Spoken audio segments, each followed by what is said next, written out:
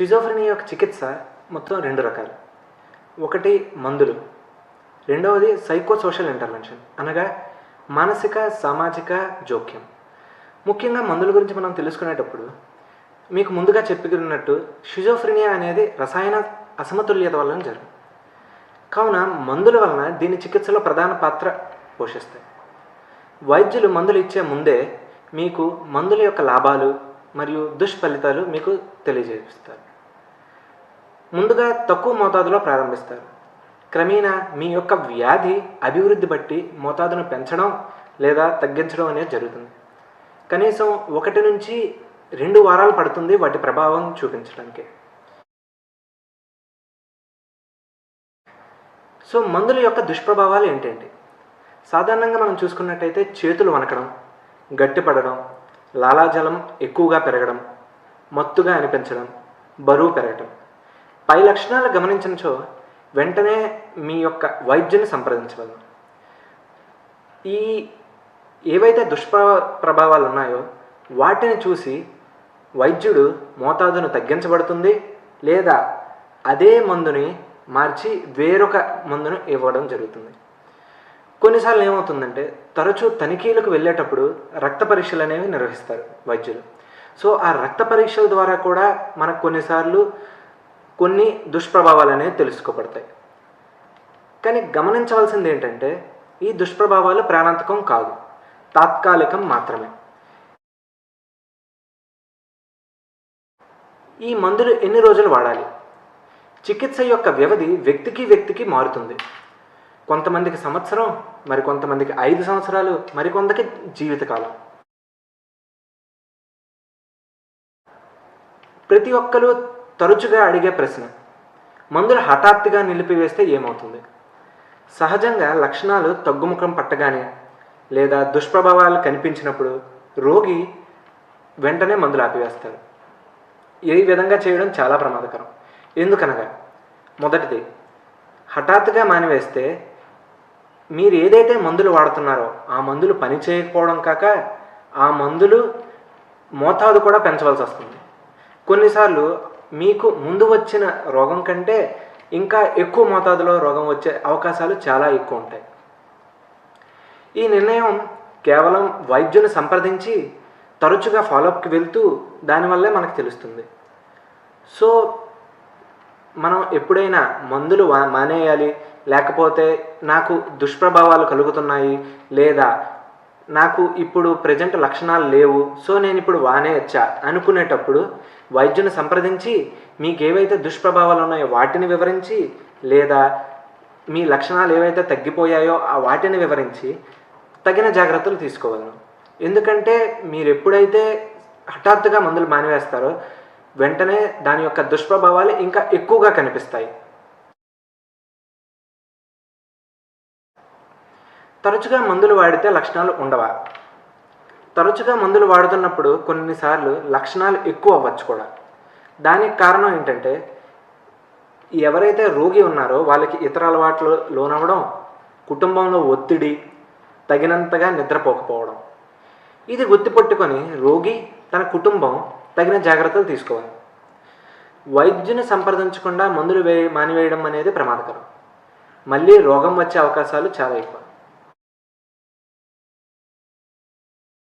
మందులు వాడటం వలన రోగికి తన రోగం నుంచి ఉపశమనం అనేది వస్తుంది.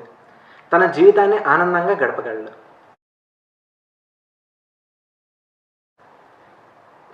ఇప్పటి వరకు మనం తెలుసుకుందల్లా మందుల గురించి. రెండవది సైకలాజికల్ ఇంటర్వెన్షన్ అంటే ఏమిటి? కొన్నిసార్లు ఏమవుతుందంటే షిజోఫ్రెనియా అనే రోగం వచ్చినప్పుడు మందులు వాడుతున్నప్పటికీ కొన్ని లక్షణాలు అనగా ఏకాగ్రతలో ఇబ్బంది, ప్రేరణ లేకపోవడం, వ్యక్తులతో కలిసి ఉన్నప్పుడు ఇబ్బంది లాంటివి పూర్తిగా తగ్గకపోవచ్చు. కావున ఈ లక్షణాలకు ప్రత్యేకంగా కొన్ని చికిత్సలు అనేవి ఉంటాయి. అనగా శిక్షణ, కౌన్సిలింగ్ అండ్ సైకో ఎడ్యుకేషన్ లాంటివి చాలా అవసరం. సో ఈ ప్రక్రియల కోసం psychologist, psychiatric social workers and psychiatric నర్సులు వీళ్ళందరూ ఇందులో పాల్గొని రోగికి వారు చాలా సహాయంగా ఉంటారు. సో మందులు ఎంతైతే మనకు ముఖ్యమో అంతే ముఖ్యంగా సైకలాజికల్ ఇంటర్వెన్షన్స్ అనేవి కూడా అంతే ముఖ్యం.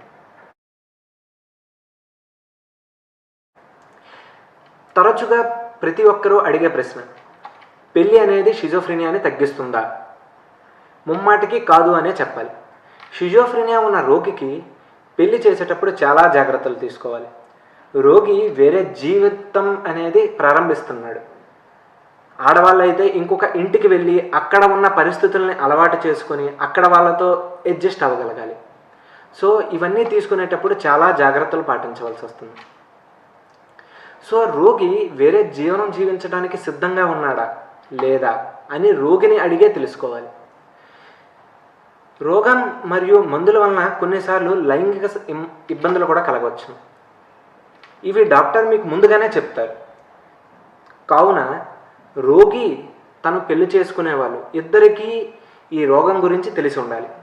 అందుకు గాను ఫ్యూచర్లో ఎప్పుడైనా ఏదైనా సమస్య కానీ ఇబ్బంది కానీ వస్తే వెంటనే దానికి తగినట్టుగా ఇద్దరూ రియాక్ట్ అయ్యి డాక్టర్ని వెంటనే సంప్రదిస్తారు.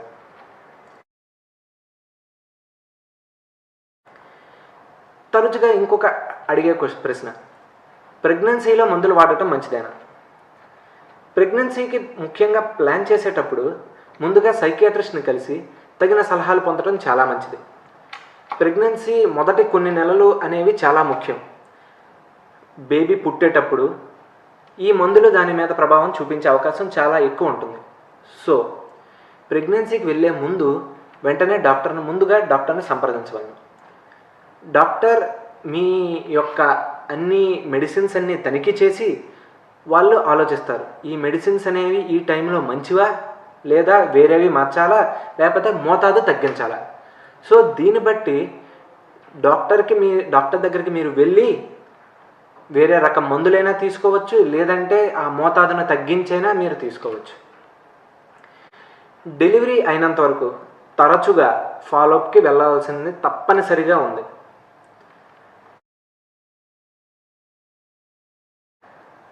ఇంకొక తరచుగా అడిగే ప్రశ్న, పుట్టే పిల్లలకి వ్యాధి వచ్చే అవకాశం ఎంత ఉంది? దీనిని నిరోధించడం ఎలా? ఈ వ్యాధి కొన్నిసార్లు జన్యులోపం వలన కూడా వచ్చింది. సో రోగి పిల్లలకు కూడా వచ్చే అవకాశం అనేది ఉంది. 10% రోగి వాళ్ళ పిల్లలకి వస్తే 90% రాకపోవచ్చు కూడా. ఎవరికి వస్తుంది ఎవరికి రాదు అనేది మనం చెప్పలేం. కావున తగిన జాగ్రత్తలు తీసుకొని ప్రెగ్నెన్సీకి వెళ్ళేటప్పుడు ముందుగా డాక్టర్ని సంప్రదించి తగిన జాగ్రత్తలు అనేవి తీసుకోవాలి.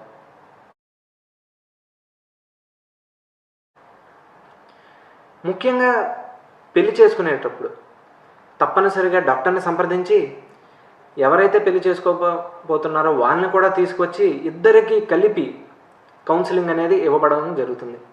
ఎందుకంటే ఫ్యూచర్లో ఏ చిన్న ఇబ్బంది వచ్చినా కూడా దానికి మీరు వ్యక్తం చేసే ప్రతి ఫీలింగ్ కూడా వాళ్ళ మీద ఎఫెక్ట్ చూపించే పరిస్థితి చాలా ఎక్కువ ఉంటుంది. సో చివరిగా నేనేం చెప్పాలనుకుంటున్నానంటే, మనం బీపీకి షుగర్కి ఎలా అయితే రోజు పొద్దున లేవగానే ఒక మాత్ర అనేది వేస్తామో, షిజోఫ్రీనియా అనేది కూడా రోజు మీ డాక్టర్ ఎలా చెప్తే అలా మందులు వేయడం అనేది చాలా మంచిది. ఎందుకనగా మందులతో నయం అయ్యే రోగం ఇది. సో ప్రతి ఒక్కరూ షిజోఫ్రీనియా అనేది భయపడకుండా దానికి తగినట్టుగా మందులు వేసుకొని దానికి తగినట్టుగా సైకో ఇంటర్వెన్షన్స్కి వెళ్తూ దానికి తగినట్టుగా తన వృత్తిని వాటిని హ్యాపీగా కొనసాగించవచ్చు.